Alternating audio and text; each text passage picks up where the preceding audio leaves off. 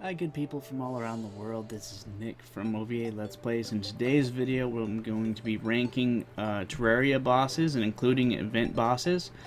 I will be going on this ranking based on how much I like the boss, how much I like the boss fight, the theme of the boss, and that's pretty much it, is how fun it is and how much I like the concept of the boss and everything.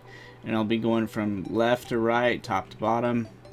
So the first one is Betsy. Betsy, I'm not a huge fan of. I like her sprite work, but again, I'm not a big fan of the old one's army, so I'll give Betsy like a D.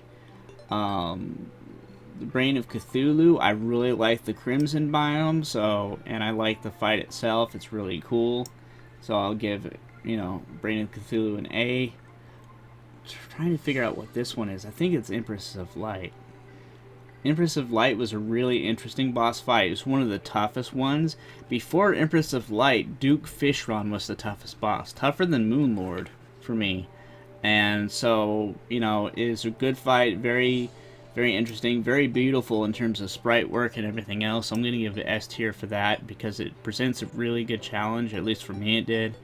And especially that it has more than one way to fight it. There's the normal boss fight itself, then you can fight it during the daytime, which is like the ultimate challenge because pretty much one hit kills you if you fight it during the daytime, but then you can get the Terra Prisma. I barely was able to beat it during the daytime and get the Terra Prisma. I was proud of the fact that I was able to do that because I'm normally not very good at that kind of stuff. Dukefishron, I like Dukefishron, so I will give Dukefishron an A. Eater of Worlds, I'll give it a C. The reason why is I don't like how it constantly splits up and then you have to... It's kind of tedious to fight that way and it keeps breaking up in chunks. I like the Christmas tree. I love the Frost Moon and Pumpkin Moon because I love fall and winter time. It's my favorite time of the year, fall and winter. So I like the Christmas tree. It doesn't really have any special attacks. I was hoping it'd be cool if it shot out baubles, like red and blue and green, Christmas lights and stuff like that. Eye of Cthulhu, how can you get more iconic with Terraria than the Eye of Cthulhu? The boss fight, it symbolizes Terraria so much in such a great way, and it's very, very symbolic. It's almost like the mascot of Terraria is the Eye of Cthulhu. And the eye automatically it just draws you in. And so I'm going to rank it S tier. It's also fun to fight as well. And it's usually one of the first bosses along with King Slime. The Flying Dutchman, it's not bad. I'm not a... the Pirate event's kind of alright. It's not the worst or the best. Golem is C tier. It's not the best fight to fight. It's okay. Ice Queen, I'll give it an A because I love the event, but Ice Queen just kind of flies around and shoots icicles. It's not the most unique or iconic fight, but it's still good. It's still a good one. King Slime, I'll give it a B tier. King Slime is kind of cool to fight. It's very useful because you get the Slimy Saddle. The Slimy Saddle is so useful for pre-hard mode for a mount. Maybe based on that, I'll give it an A. Yeah, based on that. Lunatic Cultist, I'll give it a C. He's okay to fight. He's not that fun to fight. He just shows up and shoots you. And he has a lot of different modes. I will give him that. And he has a worm, but he's not that fun to fight. You just can't wait to beat him to get to the celestial event where you beat the towers and stuff. So I'll give him C tier on that. Maybe B tier. I'll give him B tier. Then there's the Martian Invasion. I'll give that, or the Flying Saucer. I'll give that a B. It's okay. It's not bad. It's not great. This one I'll give an A because, it's really cool. It would be awesome to get the Mourning Wood. Looks really awesome. It reminds me of Mortal Kombat 2 when you have that forest biome with the trees that have the faces. Also reminds me of Wizard of Oz, the trees with the faces that throw the apples at Dorothy. It's just such an iconic, to have a face on a tree and have it menacing and dark and scary. It's really cool. Of course, the pillars, Nebula Pillar, I'll give a C. I'm not a big magic fan. Again, the Ogre, I'll give D because I'm not a big fan of the Old One's Army event. There's Plantera. Plantera, I'll give a B because it's a really cool boss. And of course, I think there's a lot of inspiration from Little Shop of Horrors, of course, and of course from Venus Flytraps, which I think might have been the original inspiration behind Little Shop of Horrors. And of course, it's a play on the word Pantera, and I like wordplay. Maybe I'll give it an A. It's iconic for the jungle biome. If you guys know which ranking I'm going to give this one, fall is my favorite season of the year. I love the weather, the food, the holidays, Thanksgiving, Halloween, of course, Day of the Dead. I love fall time. This is my favorite event in Terraria. I love Pumpking. I got Pumpking tattooed on my arm. Of course, I'm going to give it an S tier ranking. Of course. Was there any doubt I was going to give this an S tier ranking? Nope, no there wasn't. It's an iconic enemy. I love this boss. Pumpkin as a boss. Of course I love Terraria in fall, so of course I'm getting my fall half sleeve. I'm gradually working on it. I might get Majora's Mask or Twilight Zone next on there. Of course I got this one. Me and my wife got this one here. We got this one. Sorry, I was trying to hold it up with my index finger. That's why I pointed with my... That's a good one. We both got the Ghost with a Heart because I call her my boo.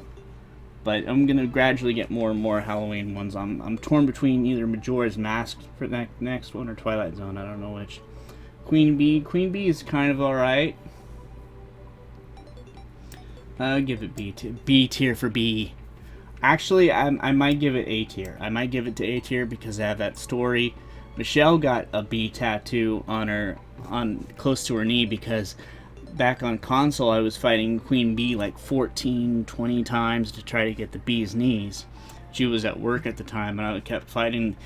Come to find out, she comes home 6 hours later. I'm still fighting Queen Bee. And it turns out at the time it wasn't on console. The bee's knees wasn't.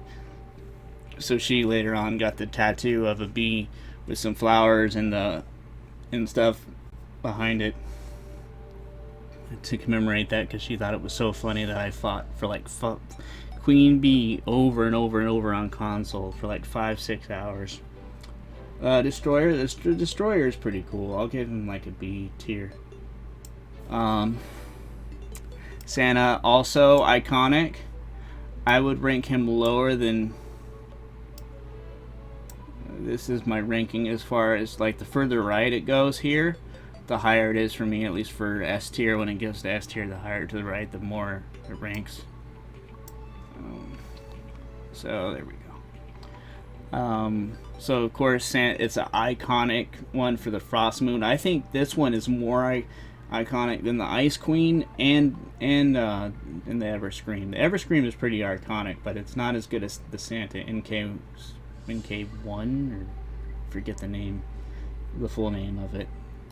So there's that. Then there's Skeletron. Skeletron is a good one. I like Skeletron, so I'll give it A tier, but ahead of King Slime, but not as good as Plantera. Skeletron Prime, very Terminator. I'll also give that one. Solar one, I'll give that A tier, but down here because I like the Solar Eruption and I like the Morning Star. Not the Morning. I forget which was the Pokey Spear one. That's the technical name, is Pokey Spear. Then there's the twins. The twins are kind of cool. It's basically like two Eye of Cthulhu's. Then there's the Stardust one. I'll give that a B tier. I thought I did the Destroyer already, didn't I? Oh wait, no, that's the twins. All right.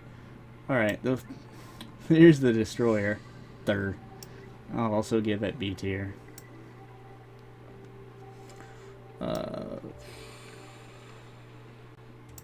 Yeah, I'll give it C tier. I mean, this actually, I'll give this one, because that one actually had, I used the Vortex Beater and I used the Stardust Dragon, so those are useful.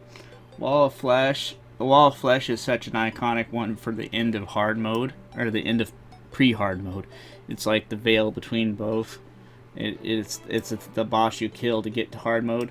I'd rank it. I'd rank it above the. Yeah, right there, because it's the thing that you're like, once I beat this, you get to a whole new stage in the game where you're just so excited to enter hard mode, and you're like, yeah, I beat the Wall of Flesh, and I'm ready to tackle on the tougher enemies. Yeah. So this is pretty much my ranking. As you guys can tell, I love fall and winter time, and Cthulhu is really cool. And Empress of Light, you know, that I really liked. Even though, like, I'm not too big into challenges, I'm trying to improve in terms of actually legit fighting bosses and doing playthroughs legit. I am getting better, but I still have a long way to go. But I was really happy that I was able to beat it during the day. And I had... So yeah, that's pretty much it. A lot of memories with these bosses. I've been playing Terraria for a long time, as you can tell. Just a couple stories that I was able to tell, you know, just doing this ranking on its own. So I hope you guys enjoyed this video, and if you do, please like, comment, share, and subscribe, and I hope you guys have a good day. There'll be some playlists here, probably like Valheim. Valheim is really fun. It's like Skyrim and Minecraft combined together, and then there's I'll probably put in something else here. I don't know what else, but I hope you guys have a good day. Bye, everybody.